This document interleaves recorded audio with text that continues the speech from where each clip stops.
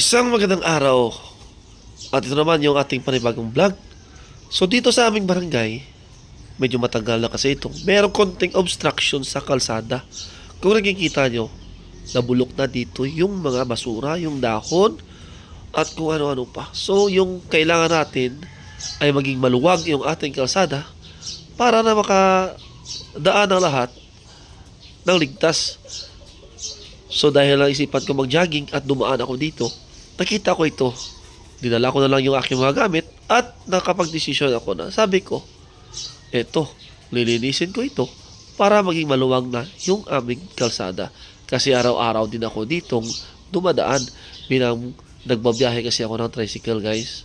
At pahirapan talaga dito pumunta sa part na ito ng aming barangay kasi medyo paakyat na ito ng burol. So medyo mahirap dito yung daan.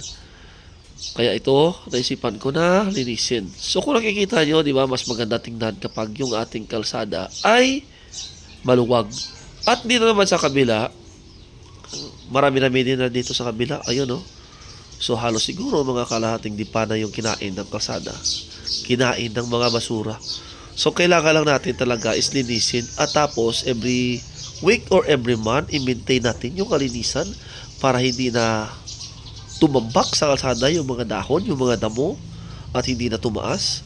Kahit isang beses sa isang buwan ay gagawin natin ito para naman mapanatili natin na malinis ang ating kalsada at ligtas na daanan. So sana ay nagustuhan nyo itong simple na aking vlog at suportahan nyo ako, guys. Mag-comment lang sa baba. Yung isang like mo lang ay nagdadagdag na sa ating lakas. So ginawa ko ito para sa lahat at makatulong na rin sa aming baryo at sa aking mga kabarangay. So thank you for watching. So yun, guys, sana nagustuhan nyo yung ating konting pagtulong, konting vlog din yung araw, no? So konti pa, marami-rami pa, guys, no?